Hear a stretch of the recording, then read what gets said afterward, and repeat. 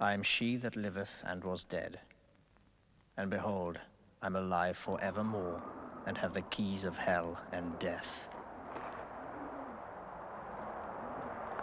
I wrote the script for Dark Waters with Andy Bark, whom I'd met when he edited Carancula. So we became friends, and we really were not happy with what was happening with horror at the time. And you know, it seemed to be like the tendency was to make horror funnier and funnier. You know, it finally became like a series of jokes with some killings in it. That's not what we thought horror films should be. When you work on a horror film, especially around that area, you think it's going to be lots of teenage kids running around and being murdered by some strange high school loony weirdo.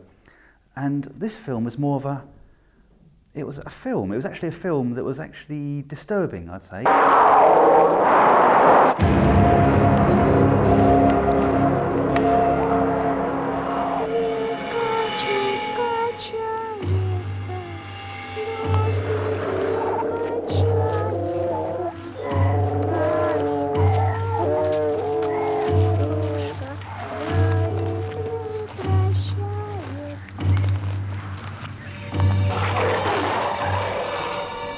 I was training at the Court Theatre Training Company in London, and Mariano arrived with a big black briefcase that had the script of Dark Waters, and everyone was in a flutter because, you know, we were students and we all read for the part.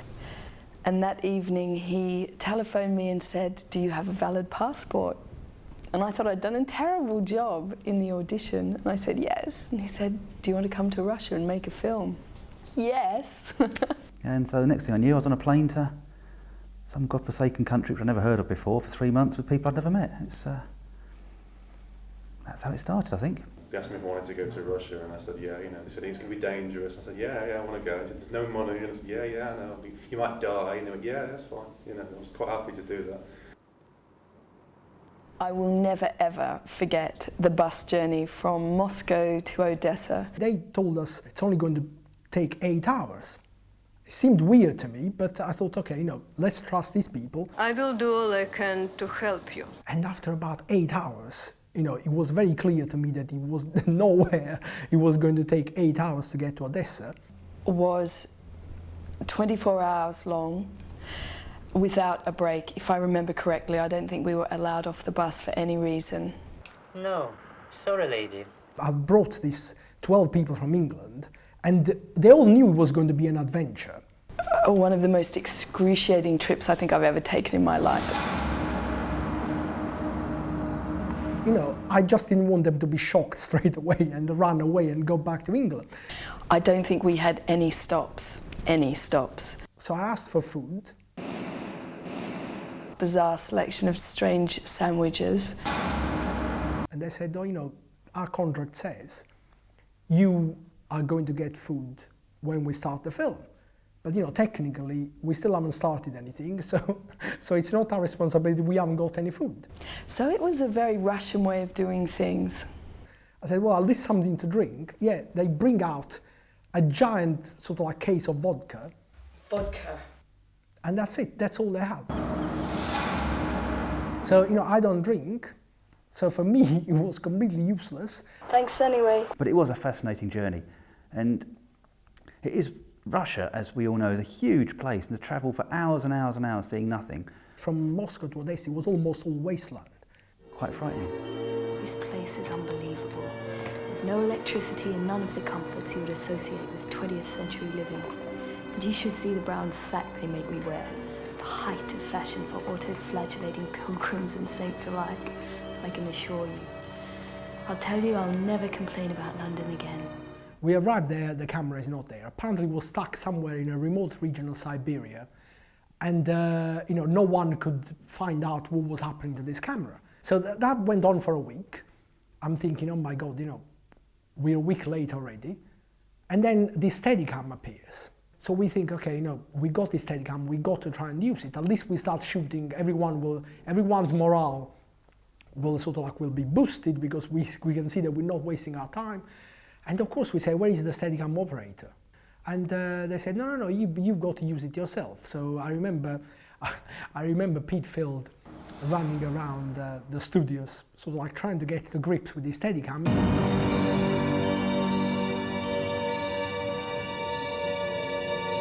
When we finally started shooting, they asked me, so what time do you want to start? I said, you know, I'm not going to shock them. I'll say 8 o'clock. You know, I don't want to tell them, because I could see that they weren't really used to sort of like starting very early. What's your car? We never start at 8 o'clock. We always start at 9:15. Take your time. I said, why do you ask me? You know, tell me. We always start at 9:15. We start at 9:15. I said to my driver, please, you know, I've got to be there at 8:30. I like to keep my appointments. They'll think, okay, you know, he's setting a good example. He's there sort of like nice and early. I'm there at 8:30, 9 o'clock, 9:15, no one appears. You know, I'm waiting. Finally, this bus arrived from the studio with all the people on it. It was about 12 o'clock. And everyone was sort of like laughing and joking, and they couldn't understand why I was upset. And I'm thinking, I just can't believe it. You said 9:15, it's 12 o'clock. Oh yes, we were late, because basically what they had to do, they had to wait for everyone to get to the studio. Then they all had to get on a bus and arrive at the location. They didn't have this concept that you could arrive there independently. So, you know, even if someone was there at 9 o'clock, they had to wait for someone to arrive at 12 o'clock before they could all move from there.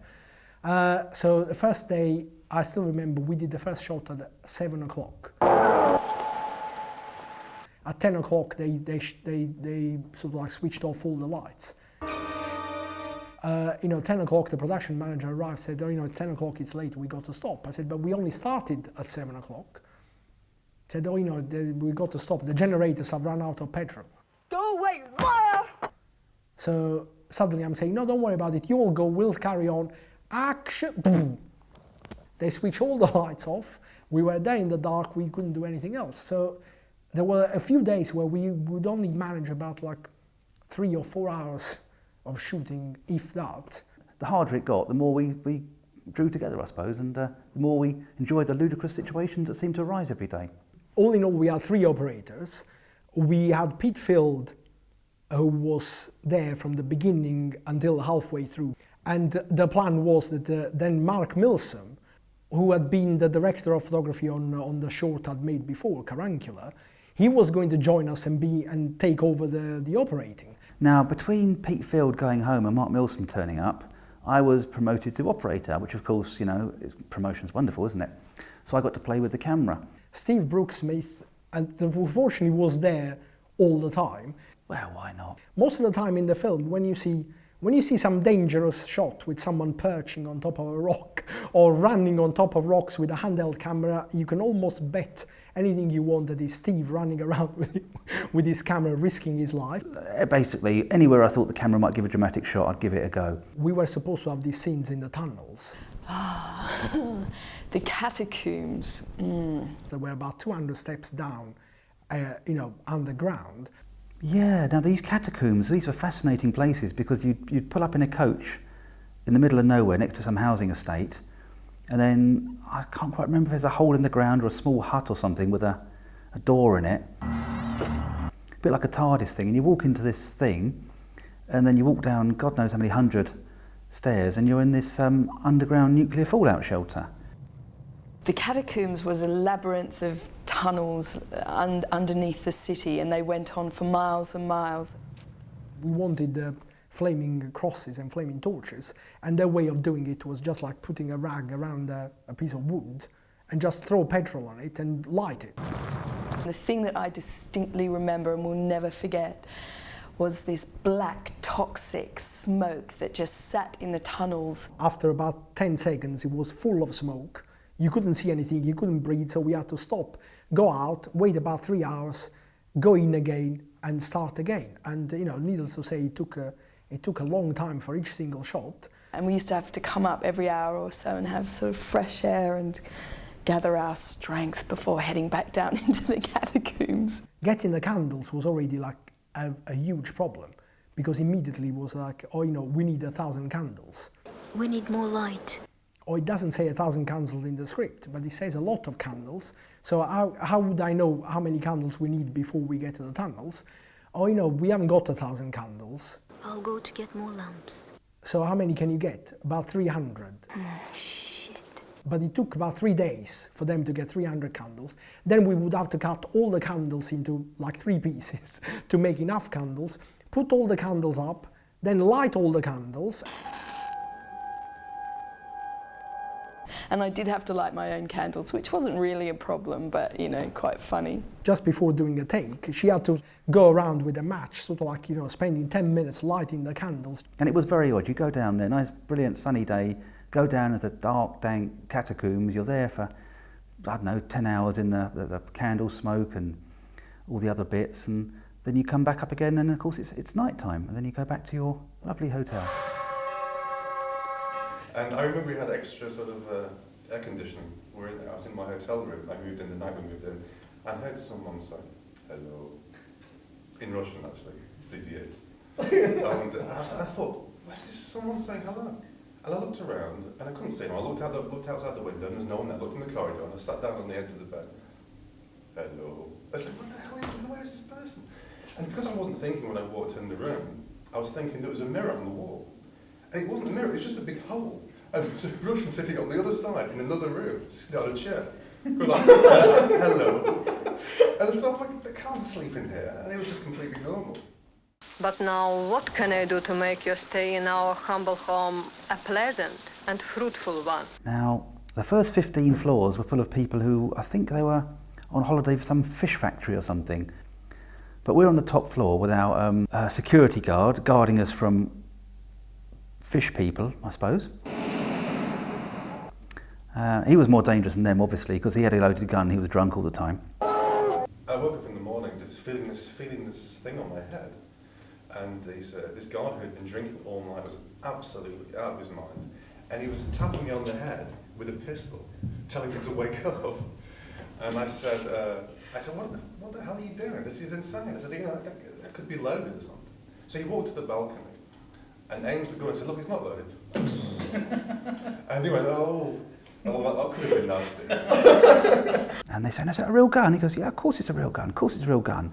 Oh, it's not a real gun. He goes, yeah, look, I'll fire it. I'll fire it if you want. So I'd go out on the roof and he'd loose off a few rounds. And he'd say, you give me $1, you can shoot. It's money up front. And then I think it was Rick was saying, but those bullets, they're going to land somewhere, aren't they? Ah, don't worry about that. Don't worry about that. Mad as a hatter.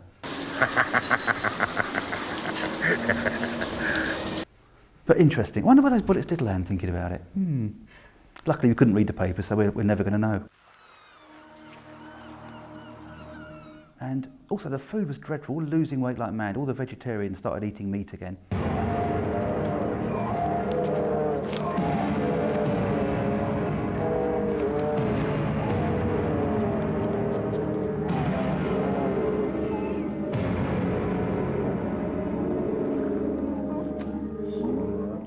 Victor Zue, who was our producer, he sort of like he bought the whole stock of film that we needed, and trusted the Ukrainian production manager to actually look after it until we started. By the time we arrive in the Ukraine in July, there's no film stock. I don't know how the situation is now, but at the time almost everything was black market. You know, there was no real official market. So the film had been bought by Victor, sold by someone. They said it had been stolen. And why should I believe you? But basically, we arrived there was no film. The irony was that then Victor had to send someone. He had an assistant who was in Moscow, and this guy would sneak into the Moscow film studios and buy film off the black market from an insider in the studio. Yeah. And we had to wait for this film to arrive, this all the time. I've been waiting for you. And in fact, there were times where we had to wait like 2 or 3 days for the film to arrive. And the boat for the mainland doesn't sail until next week. These 2 journalists from London, they came all the way especially. We arranged the whole thing. They arrived in the Crimea, and they were there for 3 days, and they didn't see one single shot being taken. Because by the time they arrived, we'd run out of film stock, and we were sitting around waiting for this film stock to arrive.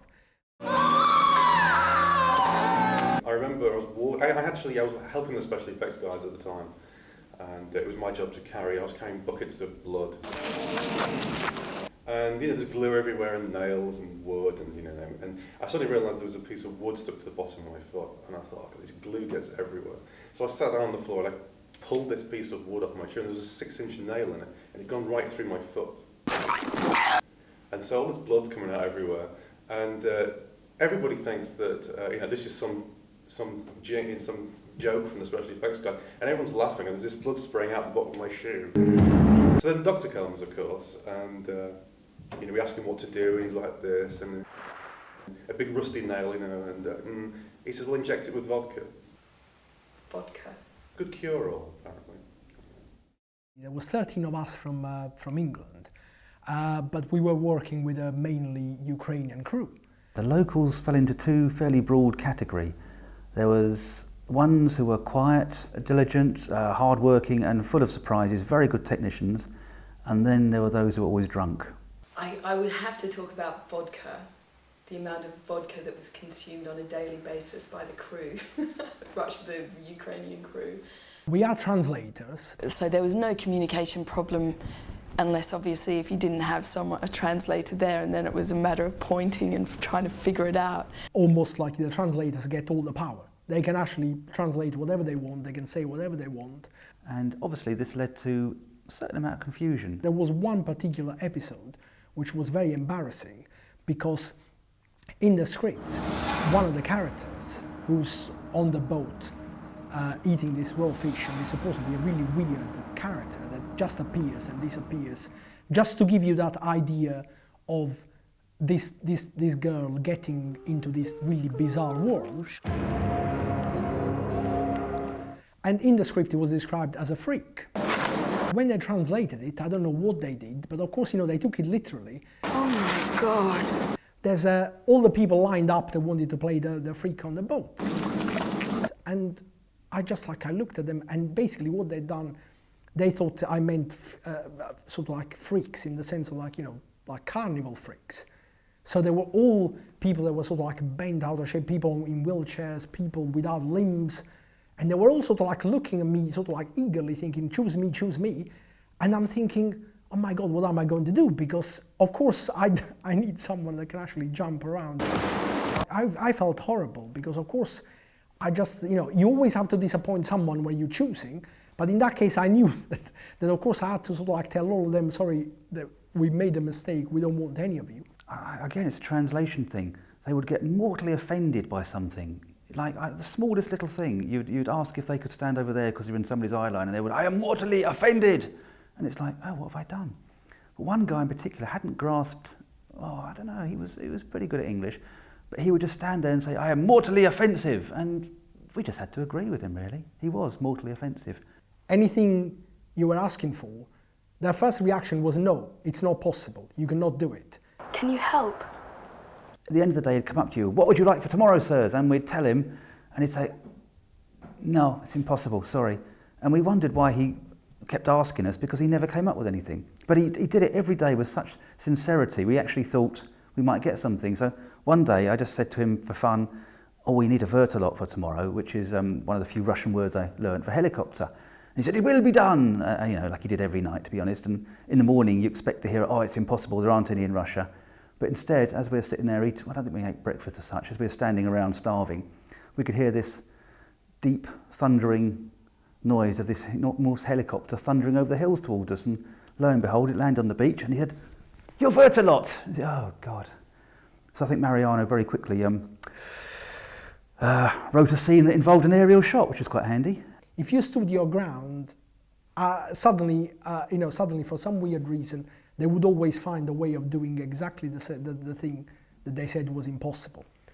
I'll take you. I remember the pyrotechnics guy that we had. The one who opened bottle of desire. That's the one. Oh, yes. That's the guy, my Lord, yeah. The guy who opened bottles of desire. And you know, in America, or anywhere else in a professional pyrotechnic, you've got like these little trails under the window with the gas. To look like the flames from the window. Exactly. But this guy just had this shack, and he just put in like 12 or 15 cans of kerosene, taking the lids off. And when Mariano called action, he just sort of threw a lit cigarette. This whole house is supposed to sort of burn for hours, flat like a cart. When we were in Odessa, I was the continuity girl. She'll make a villain assistant. I was the script supervisor. all sitting there waiting for Rick, and he turned up with this flabbergasted look on his face. We go, Rick, you all right? He goes, just been mugged. We go, oh, mate, sit down. You all right? He goes, no, I wasn't actually mugged. We said, what do you mean then? He said, well, a Russian guy, or Ukrainian rather, came up to me, he's got out the most pathetic little knife you've ever seen in your life, and came up to me, sort of pointed it at me and said, $1. It will cost you. And we were getting paid in the local currency, which were called coupons, and he just sort of said, well, didn't want to get into a fight, he just put his hand in his pocket, pulled out some coupons, and this mugger looked at them and said, oh, forget it, walked off.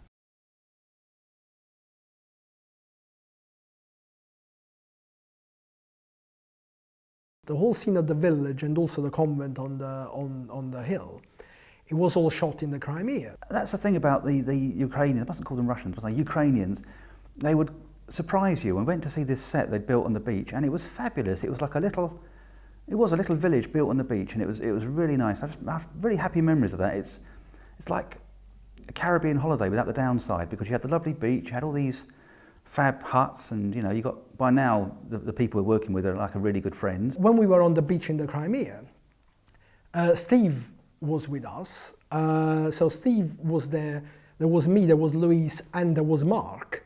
And what we would do, when we realized they didn't want to sort of like do the lunch break properly, we thought, okay, you know, don't worry about it, we won't come to lunch. So they would go to lunch and be away, like, you know, when it was on a lucky day, about 3.5, 4 hours.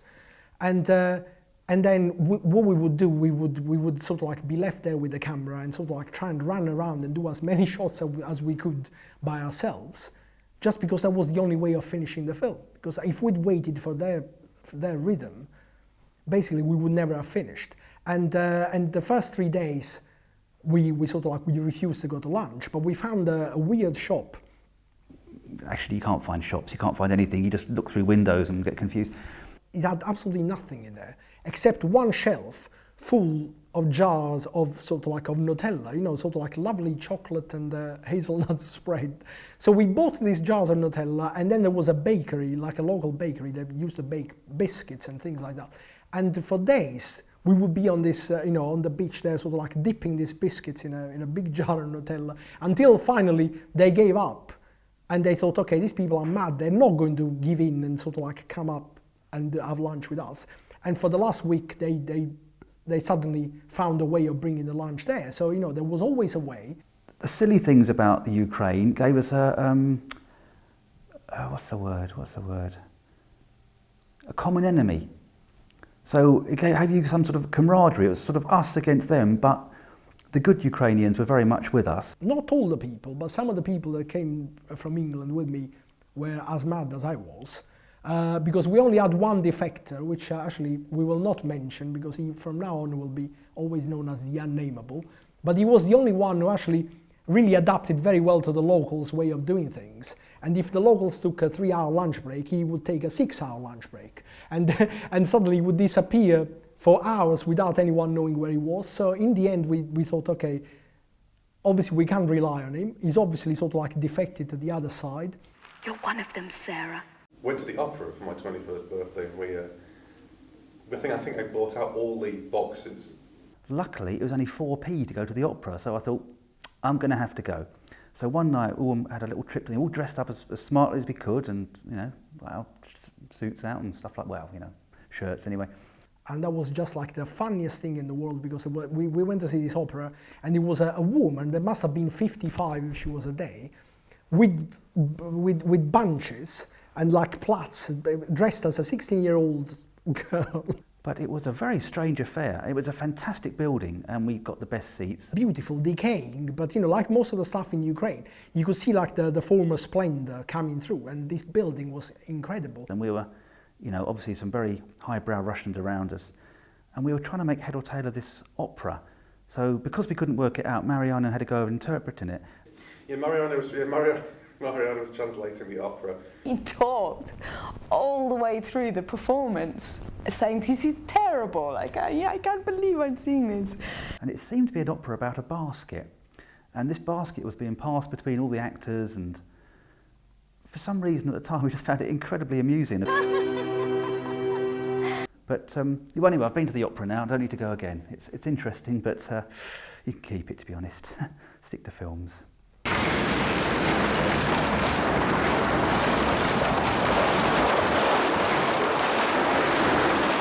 As I said before, you never really knew if things were going to happen out there. So when we got taken out to this massive outdoor set in a water tank with all these tip tanks, which are tanks with hundreds of gallons of water, and they literally tip over and cause tidal waves. It was very impressive seeing it all, and the fact that it was built, it was ready. We put the cameras, I think about 5 cameras on it. We had stuntmen.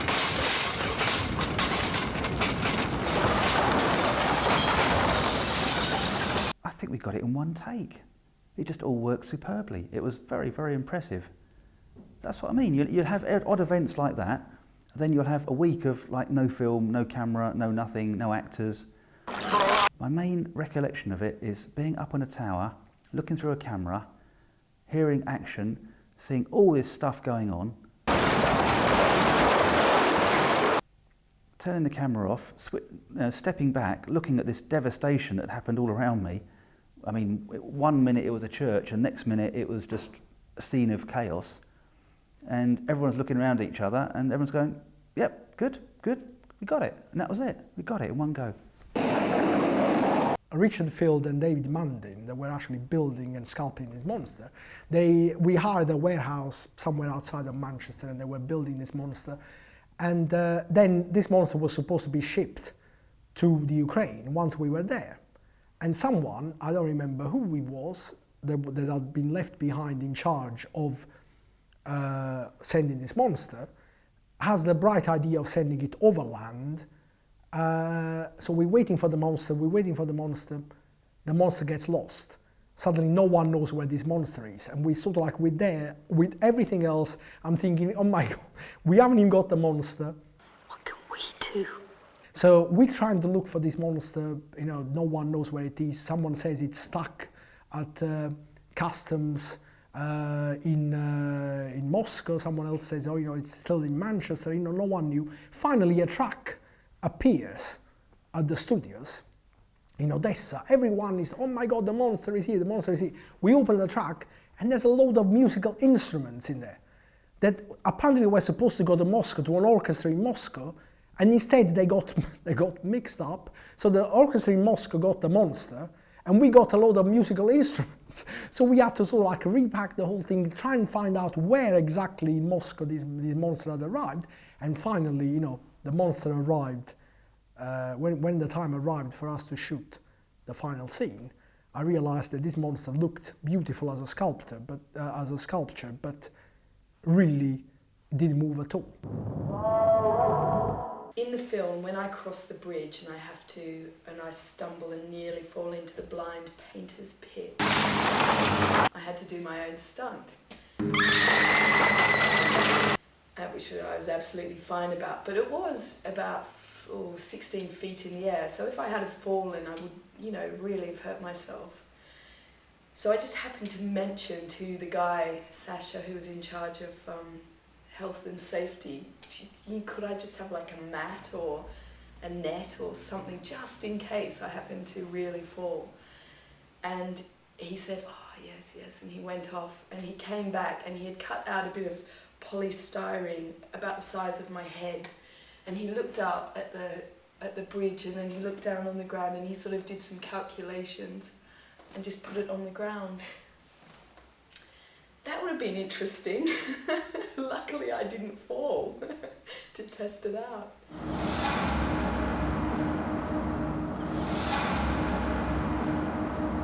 The knife-wielding nun chasing me in the corridor. I discovered that the butcher's knife that you see, which is quite a size, was real. As was the glass, the pane of glass that we smash into and have our fight. The first time we did it, Mariano came over to check, and it was real glass. Suddenly, they locked us out of the studios. The people at the Odessa Film Studios said, you know, you're not coming in, you haven't paid your things, that's it, you're locked out. The space that we were supposed to have in the studios in Odessa was actually sold to another production by our production manager. Deal? So we didn't have the space to build the sets. So what happened is that, once again, poor Victor had to run around trying to find an alternative. But it will cost you, I'm afraid. And the only other studio that could actually accommodate us was in Kiev. When I found out that we were shooting in Kiev, I didn't give it any thought, even though, it's obviously very near Chernobyl, and probably I should have given it some thought. When we arrived in Kiev, we realized it was about, very close to Chernobyl. I think it was about 17 kilometers. We were told not to drink the water because it was radioactive when we were in Kiev. And somebody had a Geiger counter that picked up radioactivity. Why, I don't know, but anyway, they did. And they were checking everything, and all the soda that we were drinking, all radioactive. In the main square, where they sold all the tourist things, one of the biggest tourist attractions was this stall that actually sold badges. And the badges they sold were like big yellow badges like that, with the symbol of a nuclear explosion on it, and a big writing, Chernobyl, right on there. And I thought, how great is it that suddenly it's like, it's a thing that is a complete tragedy. It's, people have died, people are getting ill all the time. And suddenly these people have turned it into a tourist industry, and they're selling badges commemorating and celebrating the occasion. When I got back to London, however, I met a girl at a party who worked for a bank, and I'd mentioned that I'd been in Kiev, and she was horrified because all the female employees that she worked with weren't allowed to enter the Ukraine or Russia for a number of, years, because apparently it would make you barren. But I have 2 children, so I escaped.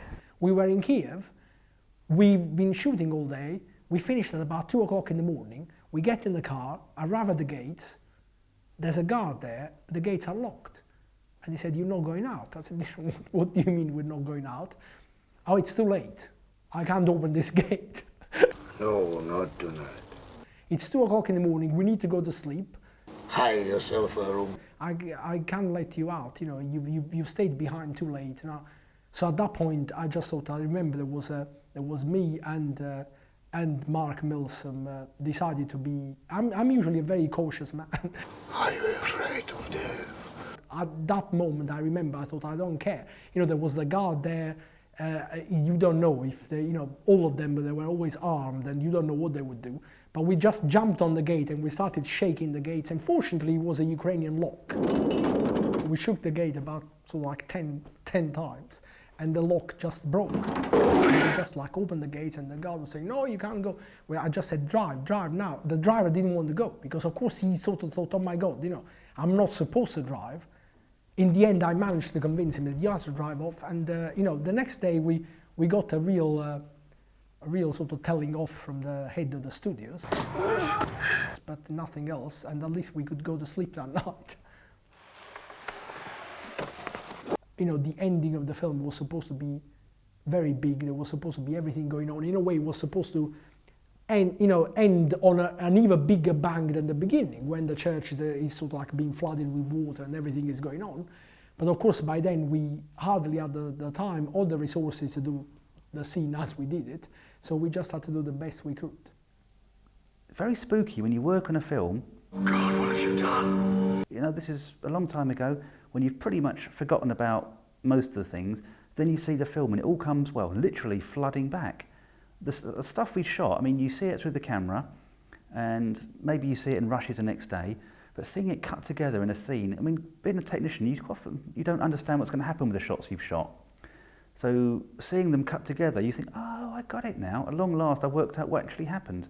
So we come back to London, we start editing, and I was editing with Rick Littler. Working with Mariano was like working with someone who's a cross between Cinderella and Mussolini.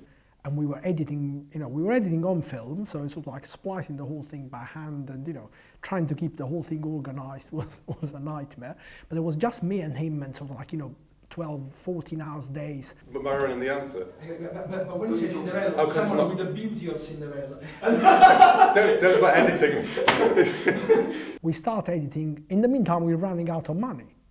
And I'm thinking, no, I just can't believe this. we're running out of money, suddenly we're never going to finish this. Once again, it looked like that film was never going to be finished.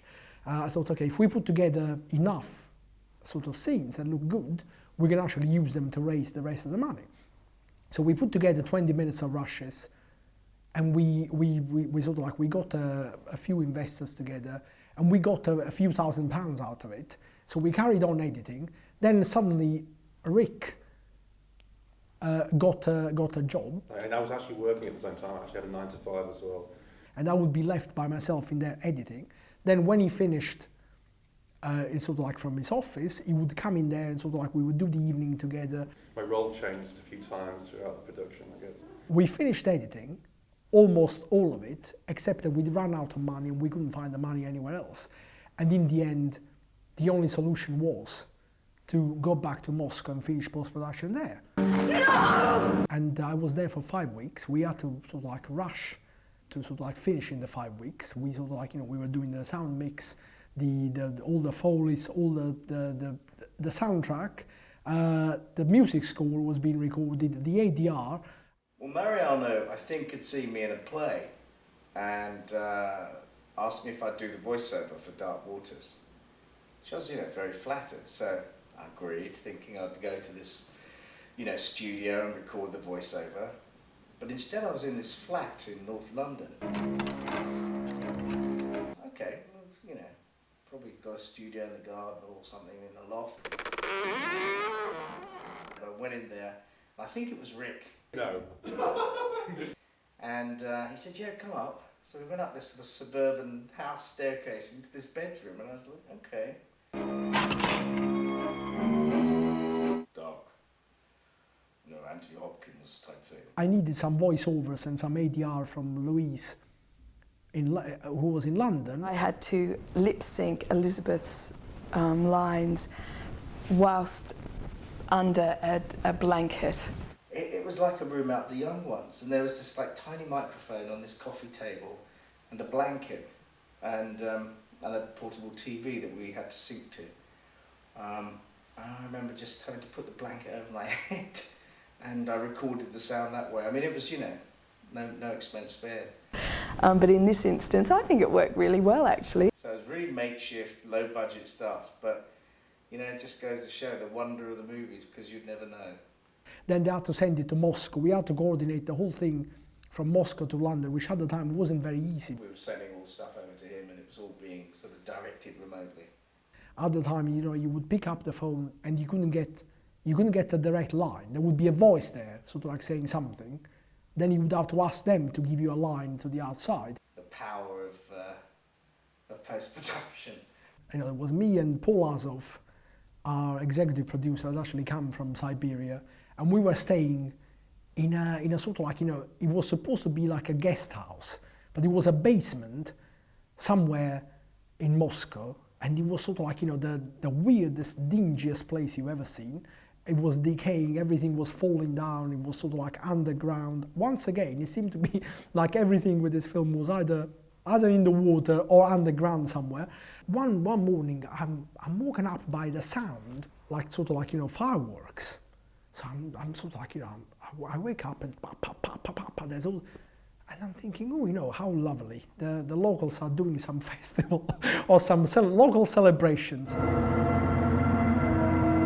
So I'm looking out of this window, which had bars on it and all sorts of and I can just see the road, and the road is like full of tanks and soldiers, and I'm thinking, what the hell is going on? I'm as much in the dark as you are. So I come out, and this place where we were staying was actually very near the Parliament. I can't stay here. And what had happened is that, there was a moment where they just decided that on that day they had to start a new revolution. People were attacking the Parliament. And suddenly I'm right in the middle of it. So I of course, I'd never heard real gunshots. So to me, gunshots sound like they sound in films, but in reality, they don't sound like that at all. So I didn't recognize the sound, but then I saw this thing and I thought, oh my God, gunshots, people are shooting. Of course, the Russian who was with me decided it was a good idea to actually go out. I said, no, I'm not going anywhere. Oh, we got to go to the studio. I said, no one will go there. There'll be just us. Don't worry about it. Come with me. So we start walking down the road, and the more we're walking, he said, oh, you know, don't worry, it's this way. The more he's walking, the more I can hear the sound of sort of like gunfire and stuff coming nearer. We turn a corner, we're right on the river, and I can see the Parliament with the smoke coming up, and these things shooting at it. The weird thing, some of the locals were actually looking at it as if it was a tourist thing. And I clearly remember a guy sitting there in a sort of like military camouflage, but it was just a guy that came out of his house and he was there eating a sandwich, looking at this thing as if it was a film. And I said, no, you know, I don't want to die. Let's run the other way. We ran the other way. The guy still insisting, no, we got to go to the studio. We're going to go to the studio. So he hails a taxi. Well, I mean, in Russia, everything is a taxi. You sort of like, you know, you put your hand out and someone who's got a car stops and says, you know, how much he wants to take you somewhere. And that's the, you know, I remember once we actually got, sort of like someone who was driving an ambulance and he stopped and took us to the airport. You know, it was just that type of thing. So we held this taxi. We finally arrived at the studio and of course there was no one. We got to go back home. So the underground, weirdly enough, seemed to be open because when we came out, because of all that was happening, it was all closed. So he says, let's go on the underground. I'm saying, no, you know, I don't want to be stuck somewhere where this is happening. And because our station was really near the Parliament, you know, the underground was stopping everywhere. When it comes to our stop, the thing slows down and the station was in complete darkness. And there's like, in the semi-darkness of the station, there's like soldiers pointing at the doors. And I'm thinking, please don't open right now. And the thing was closed, so it takes us to another station. We got to walk all the way back. And there was like shouting and people sort of shouting stuff that I didn't know. I didn't know what they were saying. And I was saying, Paul, what are they saying? Don't worry about it, come with me.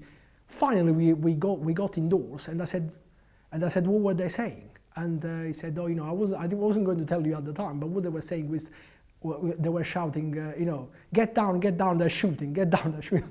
And I said, now you're telling me, you know what I mean? Now you're telling me.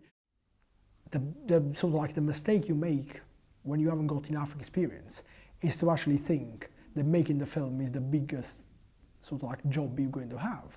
And also you get so wrapped into making the film that in a way, you know, you get all your energies in there and you think once you finish the film, everything else will take care of itself. And of course, I realized and I learned afterwards that it wasn't true at all. I mean, probably making the film is probably about 10% of all you need to do. It's not your fault. I was left with the responsibility of selling this film. I mean, you know, of course, I know absolutely nothing about selling. So we really got to know each other very well and had some funny times, and eventually I decided that I really wanted the film to do well and that I would come on board as the associate producer and try and sell it. So, you know, we organised this screening for the distribution companies. And we sent out a whole bunch of invitations to all these distributors. And actually the distributors received a very macabre invitation that had sort of burnt edges. I remember spending sort of one night with Mariano over my kitchen stove, you know, sort of burning the edges of these things. All this like burnt paper was flying all over the kitchen and, you know, we were asphyxiated. And eventually the kitchen looked like something out of the set of Vesuvius. But then we sent these things out and got 20 distributors to attend, and you know, we realised we need catering. Mariano and I had this like grand idea of going to this place called Macro, which is like some costs sort of saving warehouse where traders go and buy food. We actually got into one of those big cash and carry places where actually small shops go and get their stuff to sell. And we bought tons of stuff. And we were buying so much stuff and drinks and, you know... 1,000 sausages and 1,000 lumps of cheese and big bargain packets of crisps. And basically on the day of the screening, all we were doing, you know, we arrived there about 4 hours before the screening started, and we spent those 4 hours cutting cheese and putting all this food out, and sort of like afterwards trying to get the smell of cheese out of my hands before I would shake hands with these people. Yeah, welcome to the screening. To sort of like gorgonzola on your hands is not the right thing to do. Again, we prepared the buffet painstakingly. And obviously we did it so well that afterwards a few people were coming up to us, who did your catering? You know, can you give me the name? Probably at that point I should have got the hint and decided to go immediately into catering and made a lot of money. So the buffet took over from the screening, really. I mean, what was more important? But anyway, it worked. We sold the film. And I remember Mariano and I, you know, going into this office and cutting the deal with this distributor in the UK. And I think once he agreed that he was going to buy it, I was aware of Mariano just turning to me and looking at me. God, we've sold the film. We got the first sale out of it almost straight away, which lulled us into a false sense of security. We thought, oh my God, this is straightforward. You know, we show the film, people like it. They sort of like, you know, we get the contract, they distribute it. It's all plain sailing. And we walked out of there as chuffed as two people could be. There was one day when we literally had to run after this guy down the street, sort of like telling him, oh, you know, it's time to pay us. We got the money anyway. Oh yes, I'll pay you, don't worry about it, come to the office tomorrow. So we make an appointment, I go to the office, and I'm there about, I think it was about 10 o'clock, and I'm waiting, and the guy doesn't turn up. So they kept saying, oh, you know, probably he's been delayed. Do you want to reschedule? I said, no, don't worry about it, I'll wait. And I was in there, by the end of it was 6 o'clock, everyone had gone away, it was just me and the receptionist in there.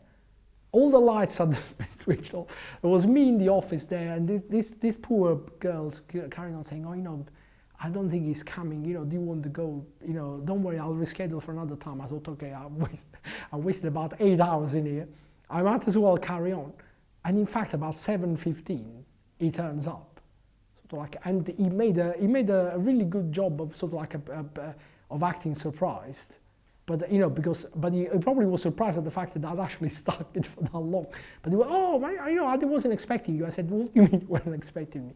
We had an appointment. And, you know, fortunately, we did manage to get, you know, the advance. We never saw anything else. I mean, we never saw any reports of the sales. We never saw any of that type of thing that we were supposed to see.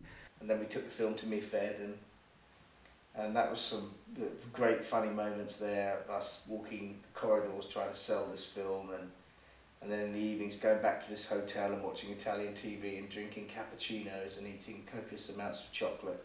Trying to fight this battle with stick and stones, and everyone else has got nuclear weapons. So we're there with like about 10 copies of the film that we sort of like managed to duplicate. And there's like people with offices with about like 1,000 copies of their film, just like giving them out like that, throwing them away. And we thought, you know, we're never going to manage this. We're never going to win here. We really haven't got the weapons. We had such a great laugh. We share a very good, you know, both of us have a very good sense of humour, and we can see the funny side of what it is to be a filmmaker. Looking back on it, it was a real privilege. I don't think many people, you can travel to those sort of places, but to meet local people and see how they live and how they hear how they think and what they think is going to happen and the way the country's going.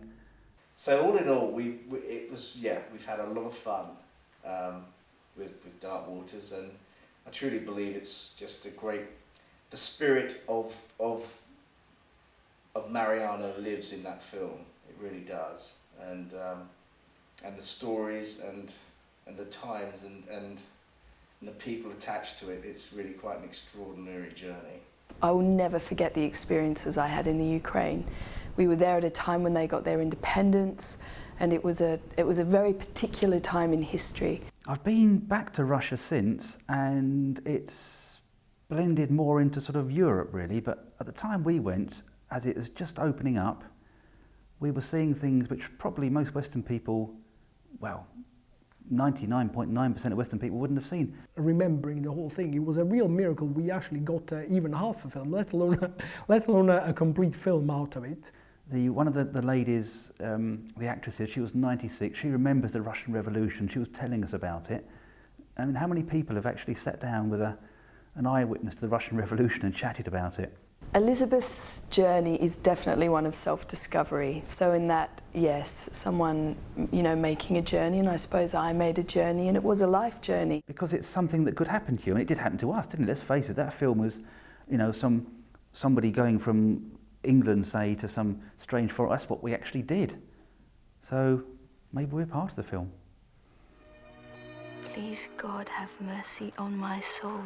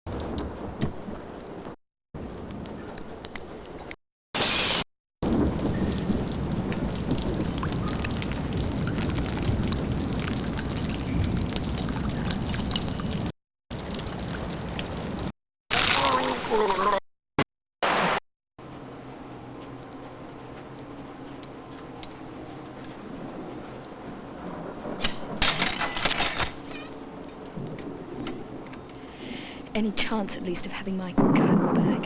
It's freezing.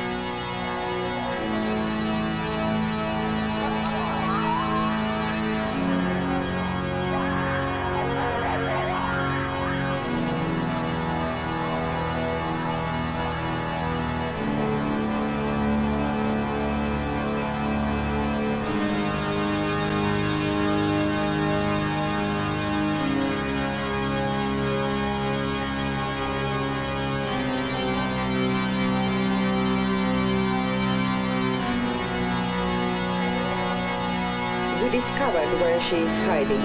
It won't be long now.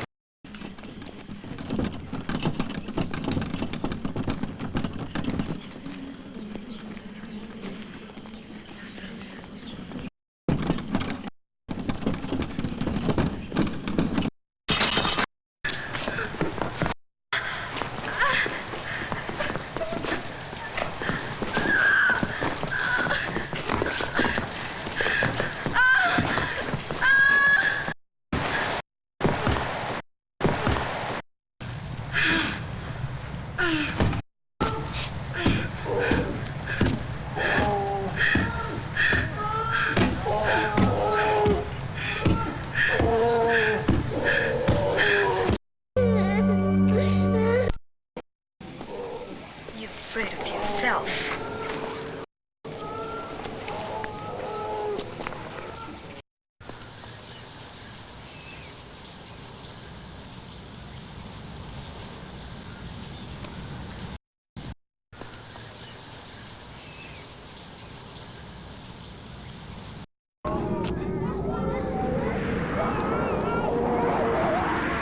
Awaken.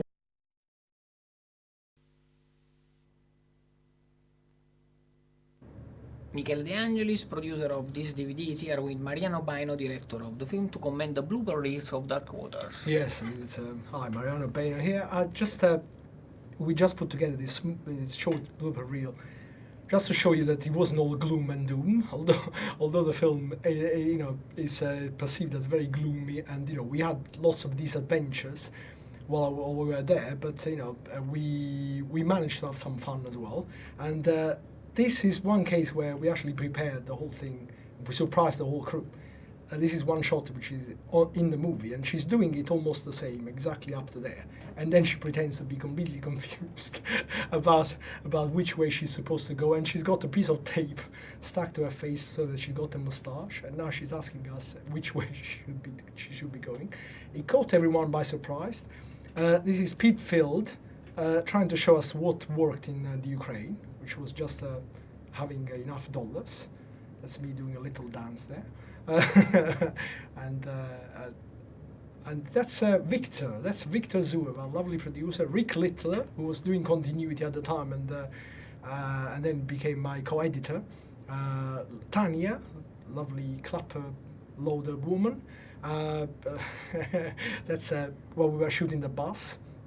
Our production assistant Vasily, and there was Rick Littler again. That's and this is us pretending. That's Natasha and Ira are two lovely translators, and that's Pete Field pretending to be Elizabeth, sort of like bashing her head against the table. And now that's sort of like me being very stupid, which I'm proud of it. I'm proud of being stupid. I'm proud of being stupid, immature, and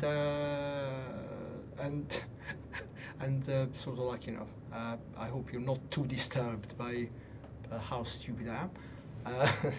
It's people trying well, to... just to show that you had a lot of great deal of fun with shooting this movie also. Yes, I mean, not only problems and exactly, and also it's that type of thing that at the time it all looked like a tragedy, and then in retrospect you realize it's a great experience. It was a great adventure. It was great. It was it's a sort of thing that you're so glad. I'm so glad we did that. I'm so glad. It's she was pretending to get in the hole there, not very enthusiastically. That we are in the village, and that's Louise's last shot. And goodbye for us. Goodbye, everybody. Bye, bye, bye.